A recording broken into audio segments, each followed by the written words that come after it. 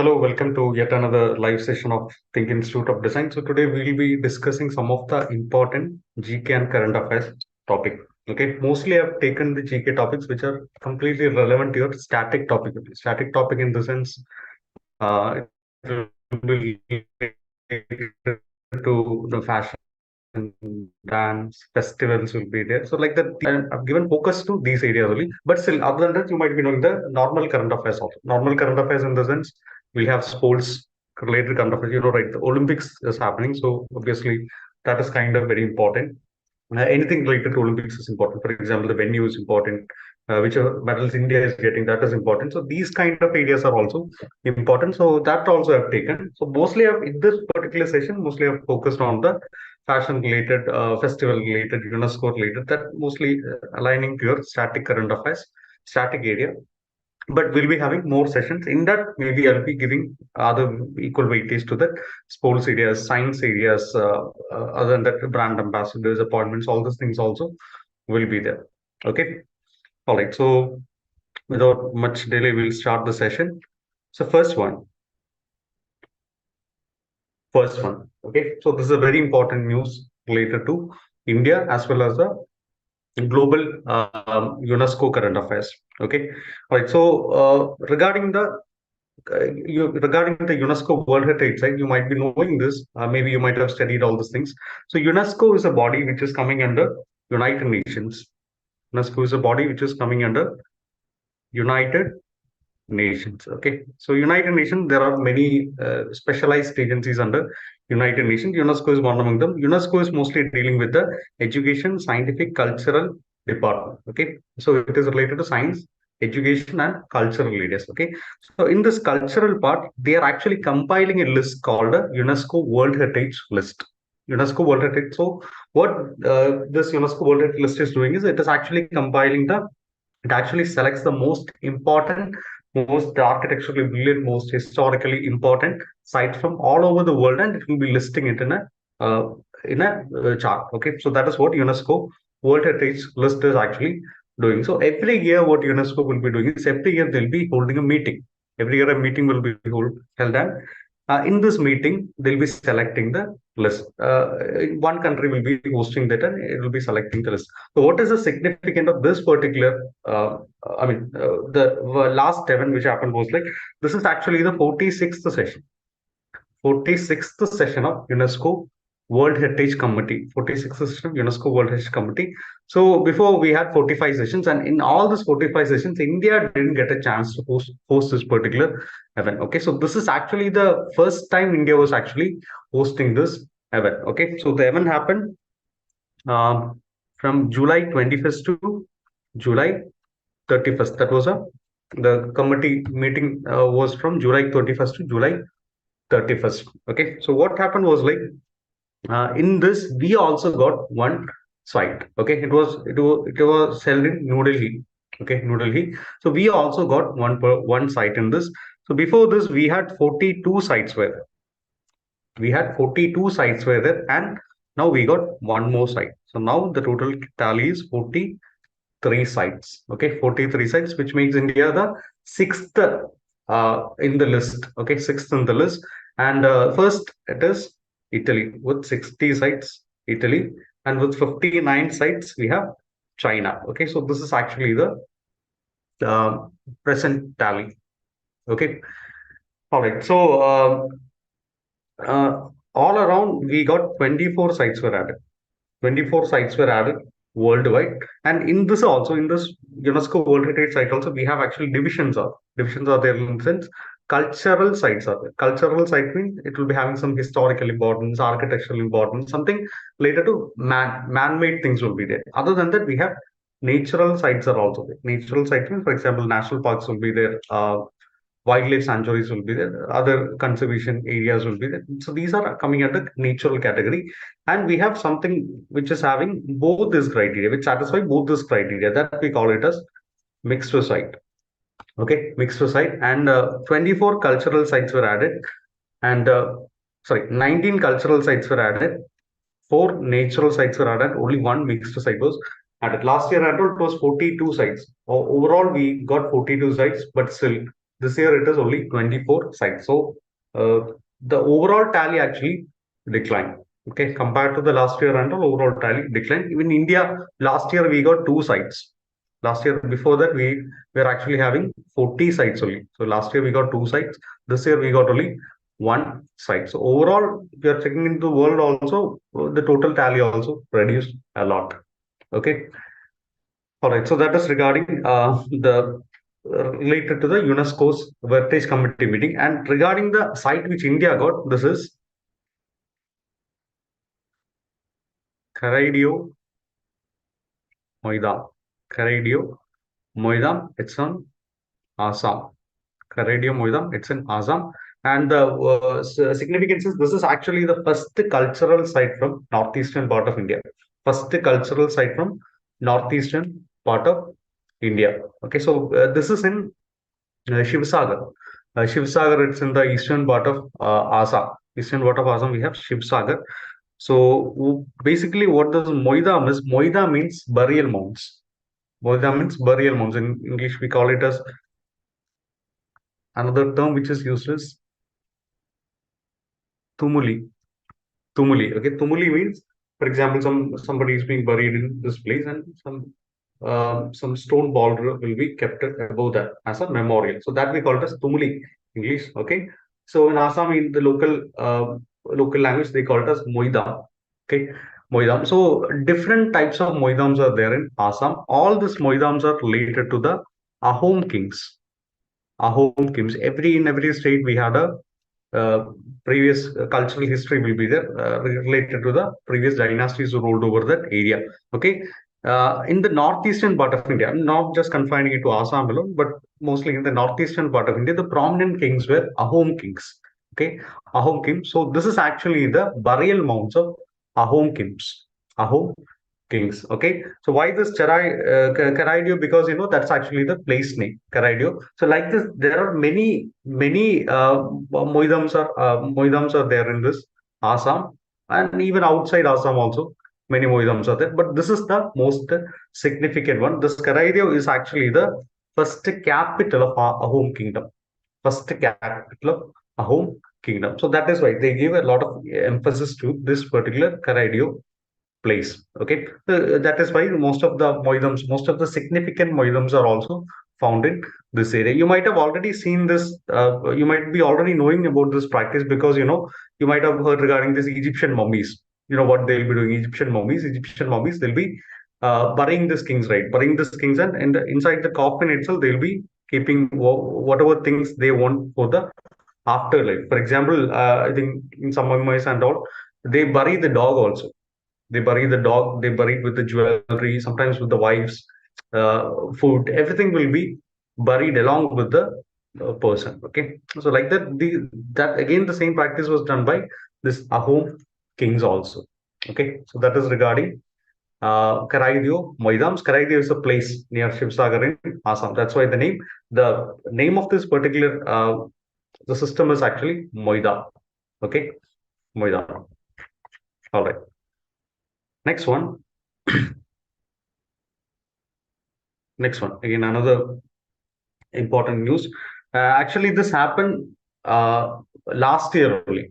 Happened last year only, but now only this June only they officially confirmed it, and this honor was confirmed. Okay, so again, this was in the news.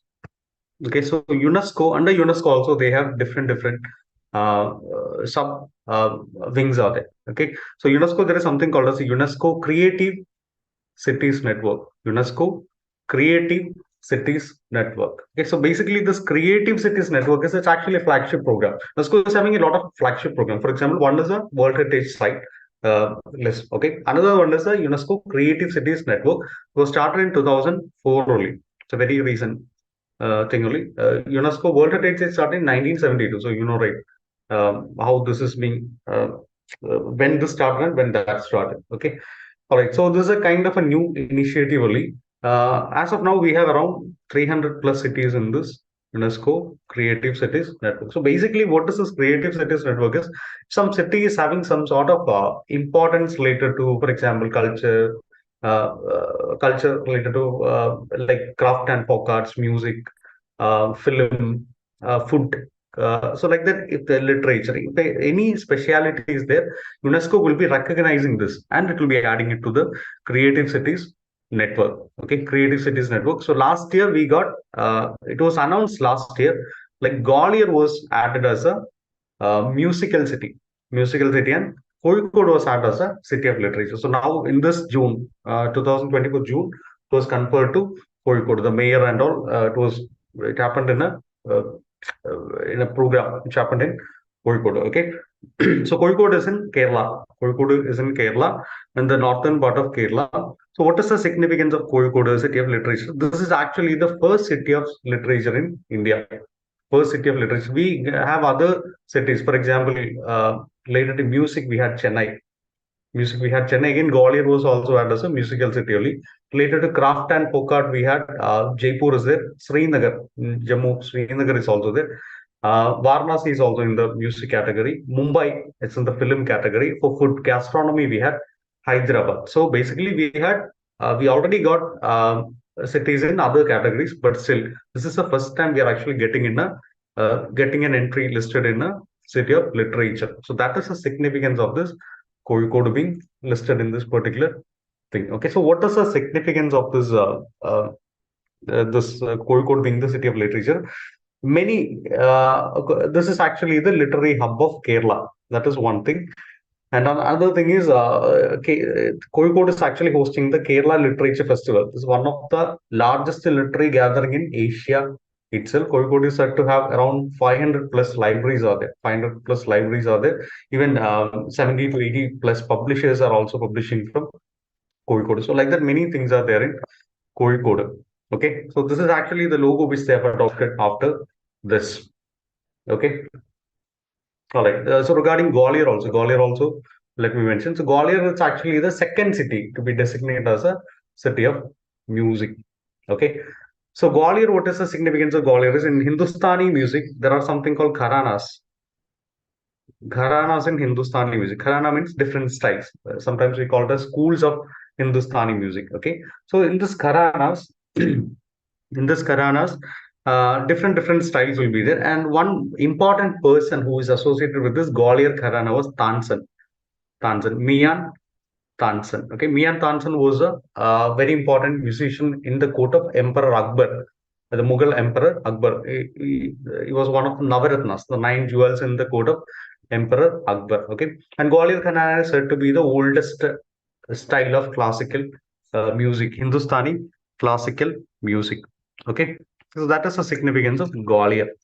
Okay, so every year UNESCO will be selecting some cities. As of now, we have 300 plus cities in this, and two are from Kerala. Last year, they have selected two are from Kerala, and this year they have conferred the award. Okay, all right. Next one, World Craft City by World Craft Council. World Crafts Council has recently designated Srinagar as a World Craft City. Srinagar. I think I don't know whether you remember in the last slide itself. I told Srinagar was also added as a UNESCO Creative Cities network for the craft category. Okay, so basically Srinagar, Jaipur, and all it is very famous for its craft work. Okay, craft work. So like that, this is actually that is UNESCO. UNESCO is an intergovernmental body.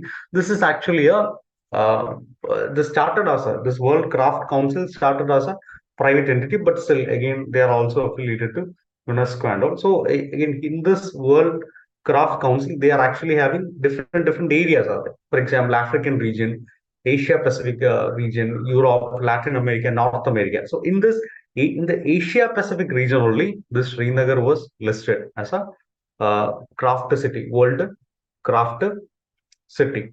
Okay. All right. So this is also not the first time we are getting a city being recognized in the World Craft City. This is Srinagar we have got. So other than that, we have Jaipur is there. Jaipur was there. Again, Jaipur also in the last slide I mentioned, Jaipur is also famous for its craft.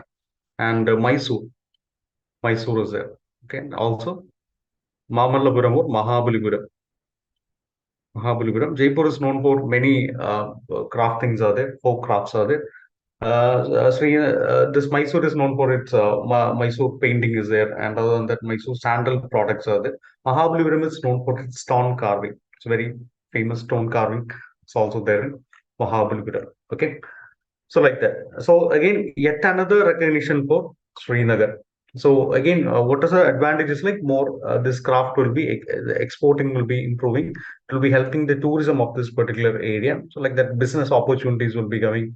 The more people will be investing in this Srinagar in this craft area, people will be getting employment like that. So these are some of the important advantages of getting a craft city. Okay, so this was started in 1964. 1964. So UNESCO Creative Cities Network that was in 2004 only. So this is even more older initiative. Okay, so just to know that only, I'm just mentioning it. Okay, all right. As of now, we have around 40 plus cities in 40 plus cities in all the regions which I have mentioned.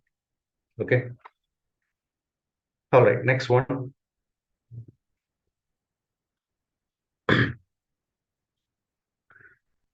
Next one. Recently, a very sad news happened that like one mandap, a pavilion in the Virupaksha temple. Pavilion in the Virupaksha temple. Virupaksha temple in Hampi collapsed. Virupaksha temple in Hampi collapsed. Okay. So you might be knowing that all these monuments are being protected by Archaeological Survey of India. Archaeological Survey of India. So what happened was like now also it is what is happening in Kerala and all. It is like incessant rain is actually happening, right? Again, like that, in Hampi is in the central northern part of Karnataka. Okay, so there also this kind of heavy rain was happening, and in this. This one of the this mandaps collapsed. Okay, you might be knowing that Hampi. We usually say it as Hampi ruins. Hampi ruins. Why? Because most of the uh, most of this the temples, most of the structures in Hampi, they got they got destroyed due to many invasions and also due to the natural reasons also. For example, like the climate changes and all, it got um, destroyed. Okay. So already this Hampi is under threat. Many of the monuments in Hampi is under threat. So Archaeological Survey of India was actually having extra care in protecting most of this. Hampi is also very popular tourist attraction in Karnataka, and even that Hampi chariot, the Garuda chariot in Hampi, that is considered as one of the icons of this Karnataka tourism. Okay, all right. So regarding this Hampi, so now what they are actually planning is they are planning to restore it to the old way. Okay, restore it using the new technology like cement, everything will be used, but still they already have the plan of the old structure, so they want to bring it. They want to do it in the according to the old that structure itself. Okay, all right. So regarding Hampi, Hampi is also one of the famous UNESCO World Heritage Site. UNESCO World Heritage Site, which was added in 1986. Okay, so what is the significance of Hampi? Hampi was actually the capital city of a very popular empire in India itself. South India, especially South India, but India itself. Vijayanagara Empire, one of the most powerful dynasties or one of the most powerful empires in Vijayanagara in India itself. Okay, and it was one of the richest place in the world itself. That significance is also there for Hampi. Okay, so Hampi regarding the time period of Hampi, it started somewhere around 7th century.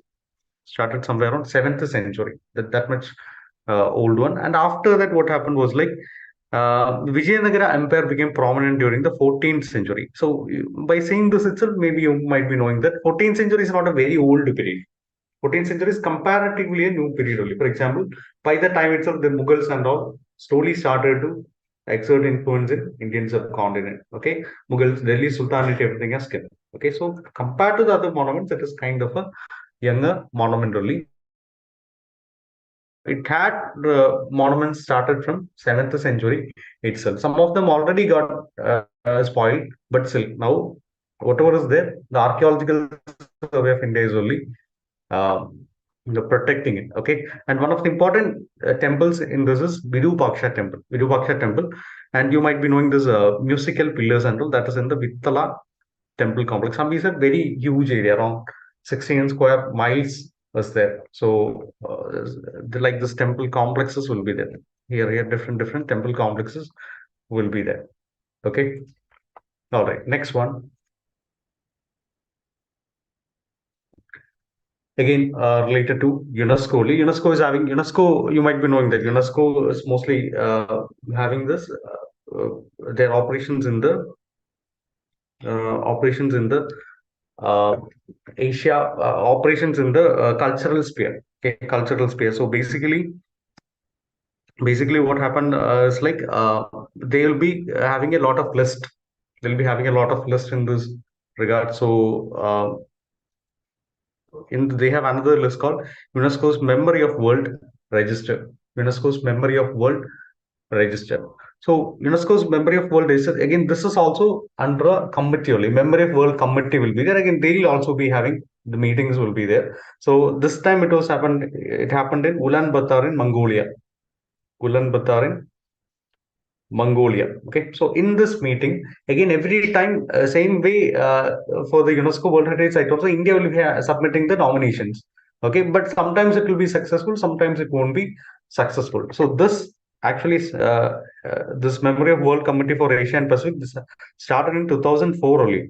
2004 only. From there onwards, we are submitting many nominations, but everything got rejected. And this is actually the first time. 2024 is actually the first time our submission was successful. Okay, the first successful nomination by India since the inception that happened in 2024. Okay, so 3 literary Indian works were added to the UNESCO's Memory of World Register. 3 Indian lists were added. Okay, as of 2024, we had around 500 inscriptions globally.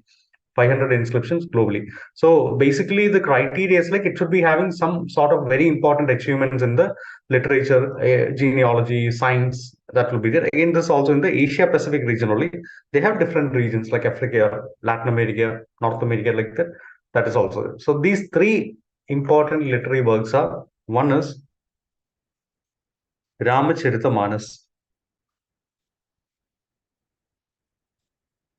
Ramacharita Manas. Okay, Ramacharita Manas was written by Tulsidas. Goswami Tulsidas wrote this. Okay, so what is the significance of this Ramacharita is? It's actually a revered epic. You might be knowing Ramayana, right? Okay.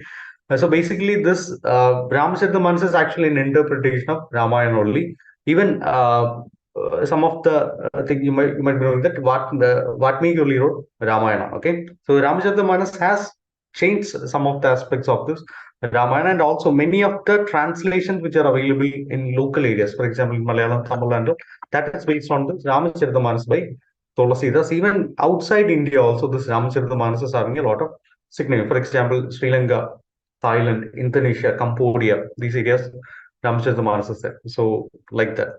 So that kind of significance is there for Ramacharita Manas. Okay. All right. Next one. So one is Ramacharita. Another one is, again, this also you might have heard, Panchatantra. Panchatantra. Okay. So Panchatantra, basically Panchatantra is actually animal fable. Animal fable. You might have studied in your schools, or maybe you might have seen the cartoons, many cartoons, everything. Animated movies are also related to Panchatantra is also there. It's actually a animal fable only, where animals are the characters. They'll also be talking. So like that. Okay. Panchatantra. So that is also another thing which was added in this UNESCO's Memory of the World Register. Okay, another one is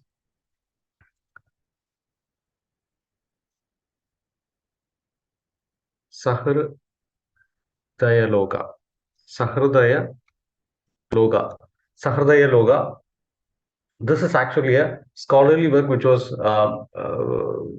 in Kashmir. Okay, 15th century Kashmir scholarly work. Basically, it is actually related to the aesthetic contributions in that particular region. Okay, that is Sahridaya Loga.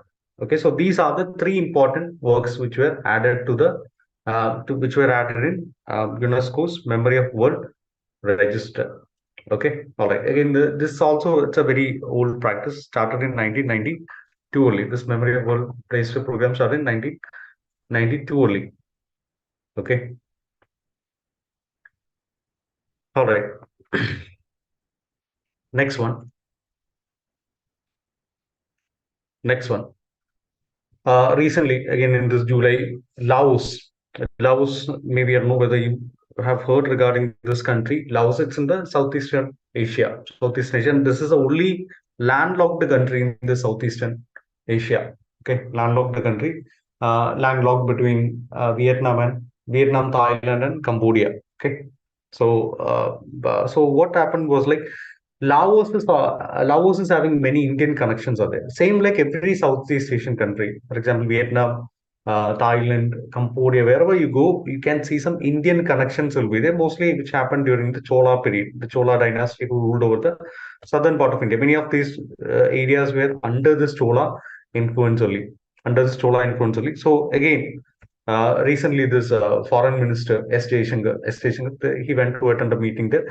So to commemorate India-Laos relations, and again related to that particular event, they released a stamp. They released a stamp which is having, uh, which is representing Lord Rama. You know, you might have seen this idol. This is actually the Ram Lalla idol. Ram Lalla idol. Ram Lalla idol in Ayodhya temple. Ayodhya temple. Even Indians also never did a stamp on this Ram Lalla. So basically, this is the world's first depiction of Ram Lalla of Ayodhya in a stamp. Okay, to showcase the historical and cultural ties between the two countries, India and Laos. Okay, along with this, another stamp was also released that was on Lord Buddha. Stamp on Lord Buddha. Okay, so basically these two stamps were released on Lord Buddha and Ramayana. If you go to Laos also, Laos is also having same like Cambodia, Thailand. No? Laos is also having Buddhist influences also there, and also Hindu influences also there. Like temples are there, like that many things are there. Okay, all right. So this actually shows the relation between, maybe the cultural ties between India as well as Laos. Okay, all right. Next one. Next one, India's first sunken museum. India's first sunken museum. It is located in. You might have seen this particular monument. Again, this is also a UNESCO World Heritage Committee. UNESCO World Heritage Site only. This is the Humayun Tomb. This is the Humayun Tomb. Okay, Humayun Tomb in Delhi. Humayun Tomb in Delhi. Basically, this was constructed. I mean, this Sunken Museum. This was also opened in relation with the 46th UNESCO World Heritage Committee session. Right? So basically, they can also see what is happening in India, new things which are happening in India. Okay, so Sunken Museum means Sunken Museum, like the name suggests, it is actually kind of a water tank or maybe things which are related with the uh, inside the water only. We already had this kind of architecture that we call it as baolis, baolis or step wells. Step wells or water tanks we call it as baoli. So again, the Sunken Museum was also inspired by these these baolis or step wells which were there in India. Okay. All right. So this was regarding this Humayun's tomb. Humayun's tomb is a very important structure. So this was constructed during the period of Akbar, and basically the person associated with this wife of Humayun, mother of Akbar, that is Biga Begum. Biga Begum. She was behind this commission of this particular site. Okay. Basically, again, this is a monument which inspired this Taj Mahal and all. We can see many similarities are there between this Taj Mahal, Humayun's tomb and all. Taj Mahal is in white marble, but here mostly red sandstone has been used. Okay, so that you can see here. And inside this Sunken Museum, many artifacts are there. And basically, this Humayun, some damage also happened in this Humayun stone, but in 2014, it was rectified. And even for this registration process, it got a UNESCO award also in 2014. And this museum started in 2017.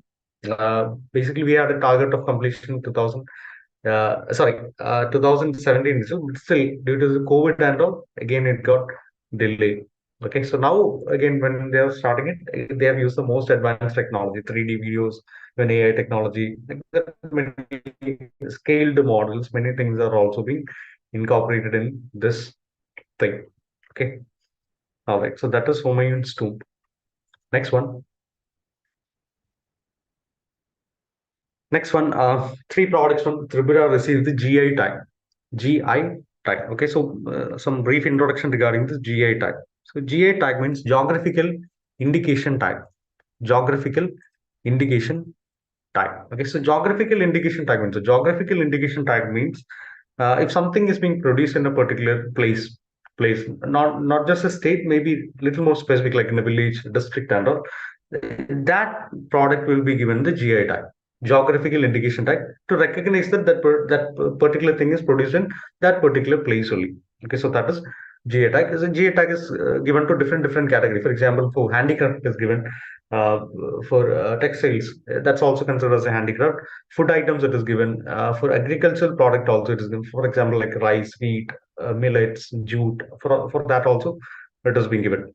Okay, so basically, every not like UNESCO World Heritage Committee and all, that happens once in a year only. But GA tag, it's not like that. Maybe January they'll be releasing one thing, maybe April they'll be releasing, like that. Different parts of different sessions of the year itself, they'll be having this committee. So basically, this is something from India only. Okay, not a world recognition, from India only. So again, but the outcome is same only. For example, it will be giving more recognition to the artisans who prepare, who make this. It will be giving more recognition to the people involved behind this.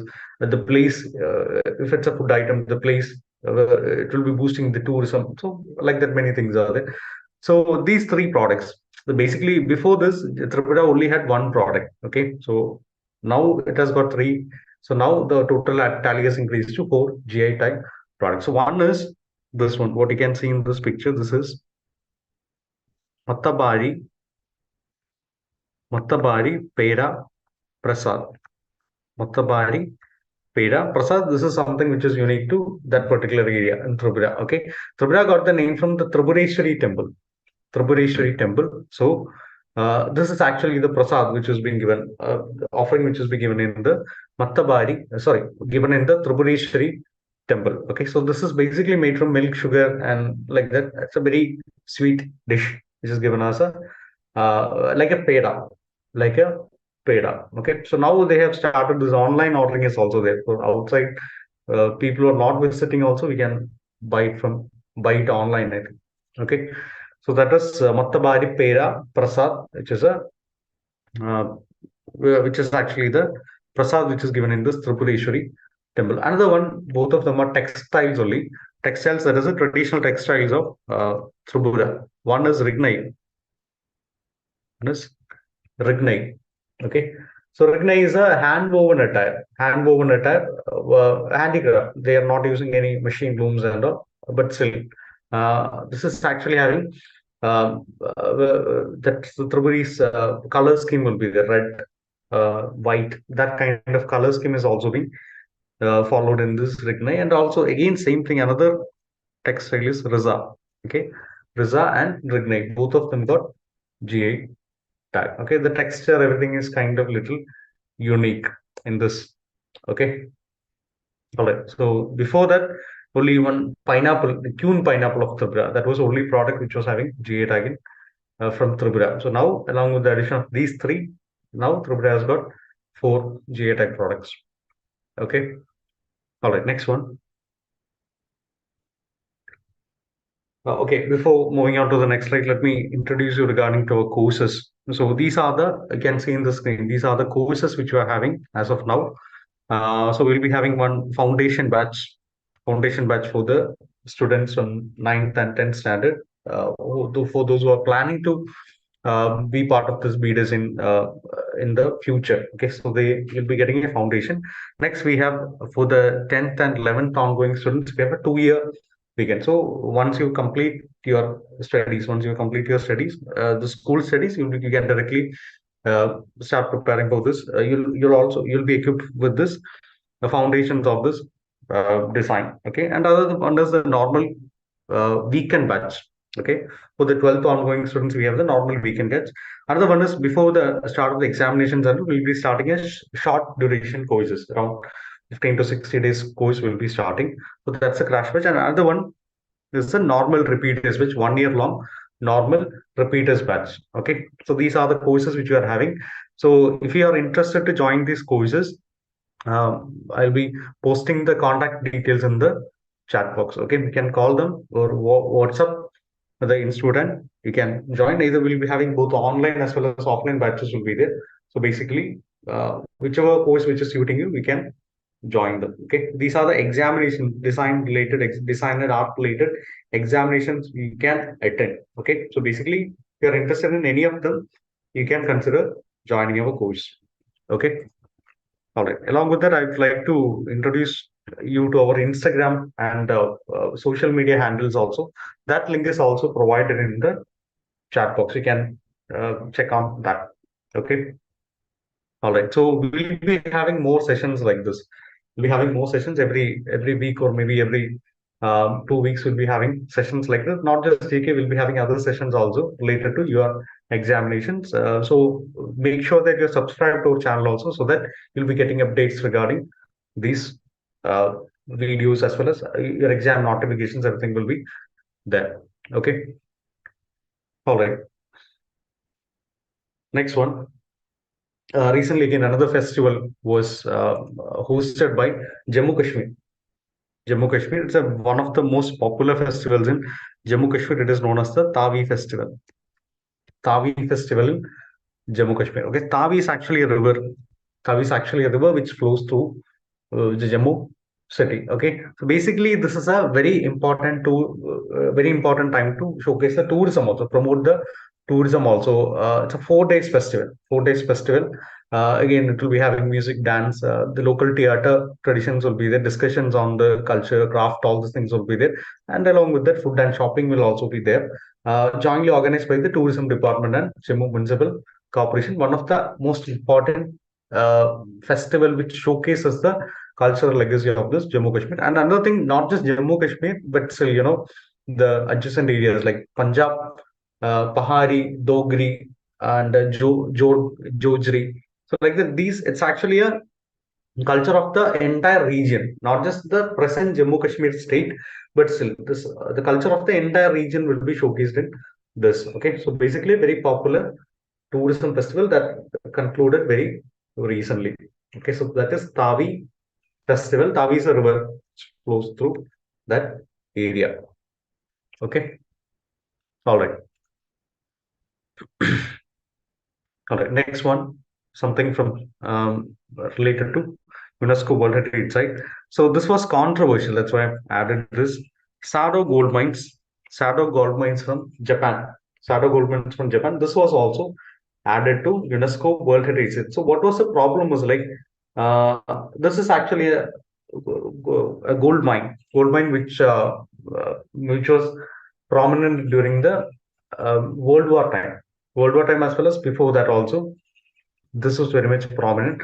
So what was the controversy is like in this gold mines, why it was added to UNESCO? Because right, mines how they are working. Usually mines, even in the earlier times also, mines were working in the mechanized methods only. Some sort of machines will be there. Now we have advanced machines. Earlier also machines were there. But still, in the Sado gold mines, people were working without any machines. Okay, without any machine, just the basic tools will only be there. So Japan want to consider this practice as something which is unique. Now they are not working. Now it's a kind of a historical center only. Japan wanted to include it. Earlier also they have submitted the nomination. The problem was like the workers were from South Korea. The workers were from South Korea, and Japan did this as a forced labor only. They were forcing this Korean laborers so that they can their economy can get benefited. So South Korea was opposing inclusion of this particular thing. For South Korea, this is actually a sign of oppression only. Okay, so they were they were opposing this, but Japan wanted to. So recently, South Korea withdrew that objection. South Korea withdrew that objection, and again Japan submitted it for the nomination, and now it was added to UNESCO World Heritage as a UNESCO World Heritage site. Okay. All right. So that is a significant. Significance is like emphasis on traditional mining activity. But problem is like it was actually a forced labor from Korea. Okay. South Korea. All right. Next one. Next one related to sports. Nita Ambani. Nita Ambani was recently re-elected as an International Olympic Committee. Okay, to the International Olympic Committee. She was also last time also she was a member. So now she was re-elected. Now Ambani is all in the news and all related to their son's Anant Ambani's wedding. But still again another happy thing for this Ambani family. Indian Olympic Committee. Now you might be knowing that Olympics is happening, right? Paris Olympics is happening. So Indian Olympic Committee is actually uh, the National Olympic Committees will be. Every country will be having National Olympic Committee. So every thing related to this Olympic is being decided by this Olympic committees only. People from different countries will be part of this this International Olympic Committee. Okay. So India has sent Nita Ambani as a nominee, and last time also she was elected. This time she was re-elected. So this election happens every 4 years. Every 4 years this election happens, and this time also Nita Ambani was elected. Okay, all right. So regarding this Olympics, now it is happening in Paris. 2024 Olympics is happening in Paris only. The first Olympics started in Athens. Okay, basic data regarding this. Might be thinking what is the relation between Nita Ambani and sports. Nita Ambani is a person who is promoting a sports law. A lot you might be knowing that Mumbai Indians. Okay, Mumbai Indians. It's under the ownership of Ambani's only. And again, Nita Ambani is actually the person who is spearheading that. Even other than that, 2016 they started Lions Foundation. So they have also started many sports school. They are one of the pioneers in this advocate of sports rights in India, the Lions Foundation. Okay, and Dhirubhai Ambani International School is also there. Again, they're also the sports emphasis of they are emphasizing on the sports studies. Okay, all right. Next one. Next one. 25th anniversary of Kargil Vijay Diwas. 25th anniversary of Kargil Vijay Diwas. Okay. So in 1999, India actually had a conflict in this Kargil. Kargil is in the Jammu region. So India actually had a conflict with the Pakistan soldiers and militants in the Kargil region. Kargil region. So this is actually the first high altitude warfare after Second World War. Okay, so that much importance is there for that. Again, in that we suffered many losses, but still we had something known as Operation Vijay, which determined the victory among this Pakistani forces. It said that it spanned around 60 days. Spanned around 60 days. Many soldiers. India also lost many soldiers. More than 500 plus soldiers were lost, but still ultimately we captured that area, captured that Kargil area from Pakistan.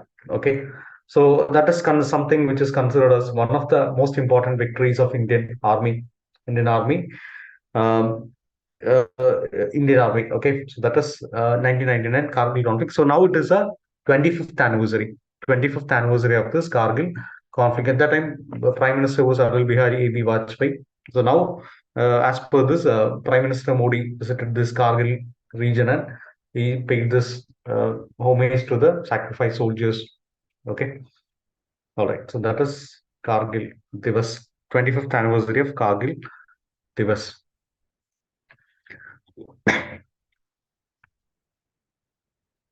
Next one, uh, Cannes Film Festival.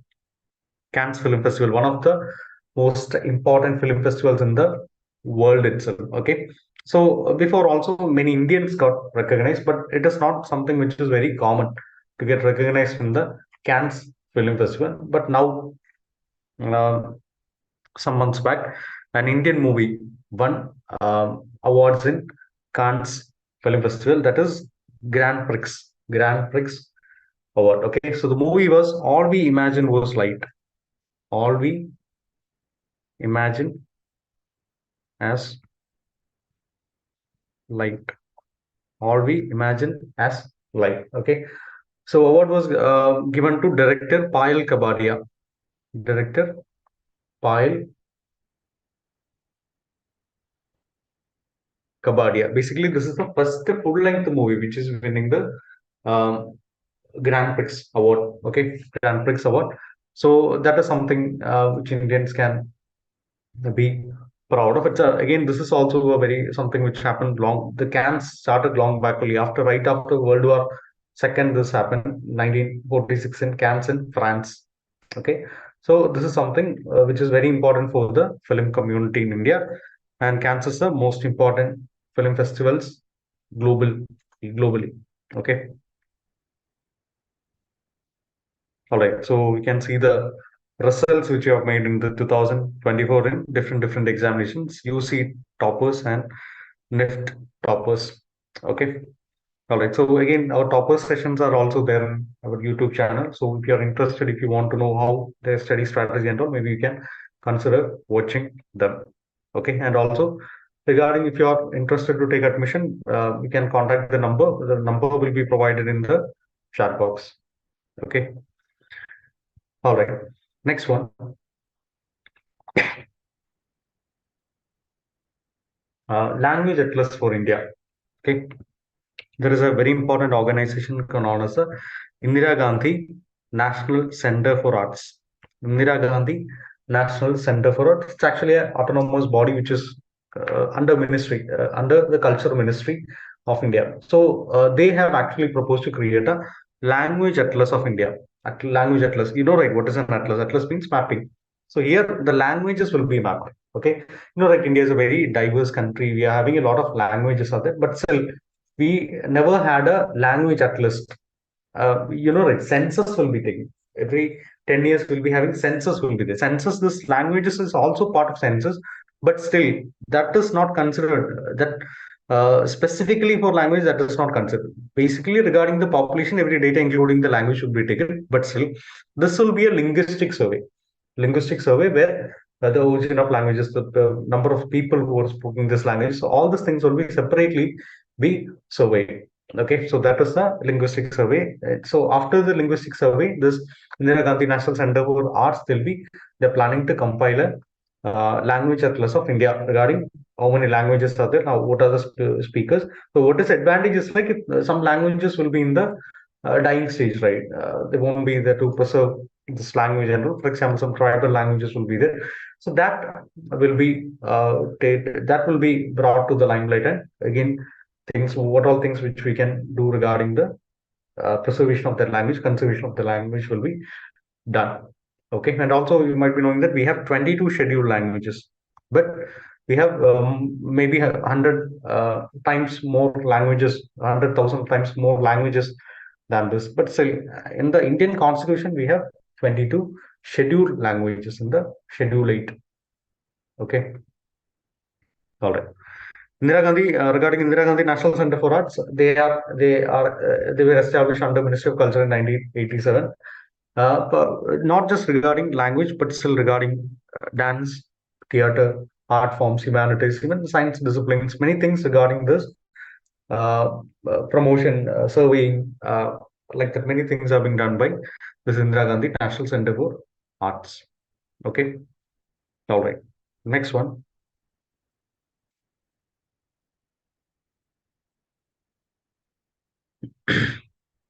Next one, important festival which happened in Telangana. Okay, so basically this is the second largest fair in India. Second largest fair in India. Fair means a group of people will be gathering, right? So you might be thinking, what is the first largest fair? That is Kumbh Mela. Kumbh Mela is the first largest fair in India. First largest fair in India is Kumbh Mela. Okay, so this is actually Kumbh Mela is usually held in four different places. In one particular place, it will be conducted after 12 years only. So that is a specialty of this Kumbh Mela. But this is not like that. This is actually Biennial festival. Biennial. That is every 2 years this will be happening in the same place only. Okay, same place only. Biennial festival, and the place is Medaram. Place is Medaram. Medaram is a place in Telangana. Medaram is in Telangana. Okay, so what is this festival is? This is actually celebrated a 4-day festival celebrated by the Koya tribe. By the Koya tribe who resides in that region. Okay, Koya tribe. So this significance of this area, this Medaram, obviously it's a tribal area only. So it is coming under the forest region only. Okay, Ettur Nagaram forest region.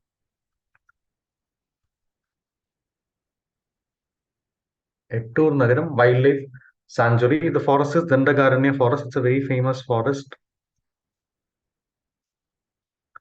Dandakaranya. The Dandakaranya forest, Ettur Nagaram wildlife sanctuary, sir. And there this Koya tribe is mostly residing in that area only. So this Medaram Jatra,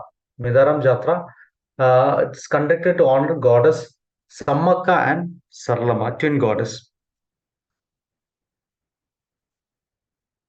Sammaka and Saralama. Okay, so this is actually the worship by the Koya tribe. So according to this Koya traditions, they wanted to celebrate the travel of this goddesses from one place to another. So every 2 years they'll be celebrating it. Usually, earlier and all they had different local customs will be there. Now many people, when the people will be when tourist people also will be coming to attend this. People offer this jaggery, locally known as Bangaram. So this jaggery is being offered to the deities. Okay, so basically this is actually the travel of the goddesses to the forest. That is actually the belief with which this is being celebrated. One of the most important tourism, the times in which the tourism is being promoted in Telangana. Okay.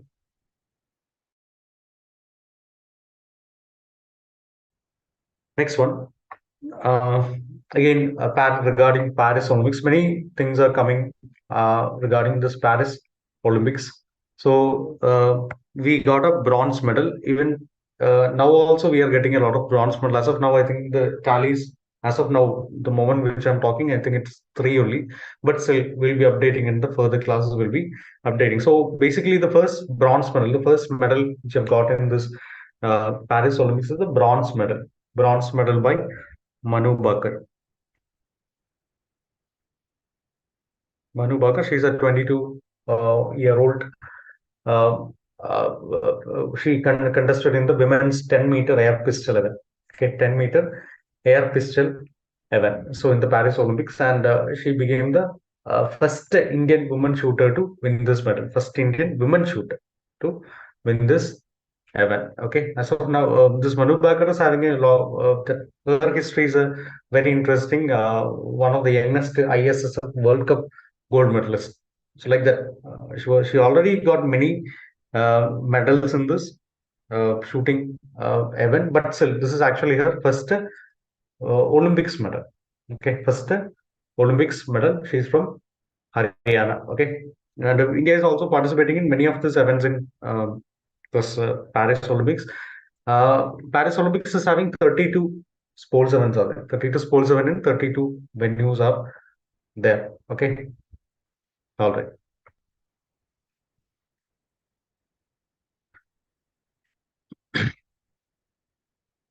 Next one.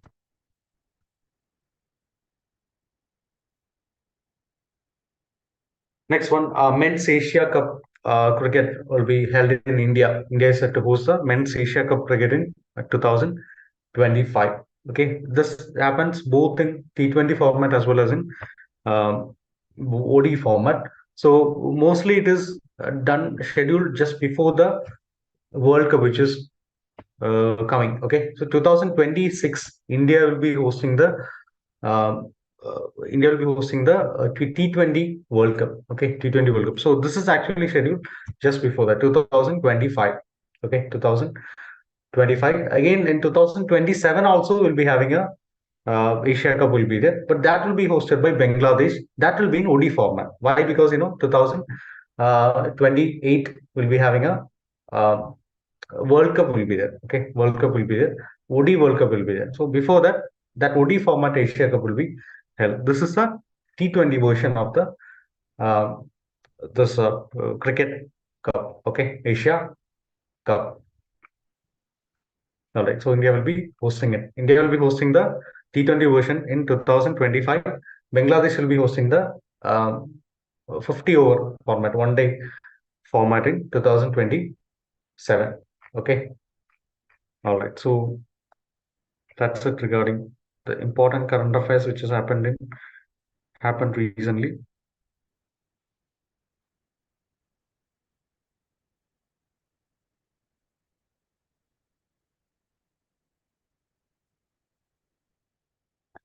So once again, this is another for another examinations, and for NID and NIFT, these are our toppers in NID and NIFT. Again, their topper videos are also available in YouTube. You can check that. Again, let me remind you regarding our upcoming batches, the batches which we are having. One is a foundation batch for the 9th and 10th complete students. So 2 year back and weekend batch is also there for 10th complete and 11th ongoing students, and 1 year weekend batch for the 10th, 12th ongoing students we are having. And before examination, we'll be having a crash batch. For every year, we'll be having multiple crash batches will be there, and regular or repeated batches will also be there.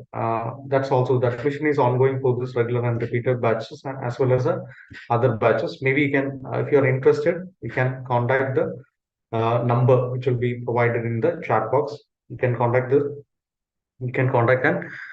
if you are interested, you can take the admission. Okay, admission. And also, let me remind you regarding the reminder regarding our social media handles. If you're interested in this examination, and if you want more updates regarding this examination, make sure that you're following us in our social media handles. We'll be posting updates regarding the examinations, as well as we'll be having more sessions like this in YouTube, as well as our other platforms will be having sessions like this. All short videos are available in Instagram and all. So do follow us. Okay. And if you think this video was informative, make sure that you're hitting that like button also. Okay. All right. So that's it for today. So thank you so much for attending the session. We'll see you in further sessions also. Thank you.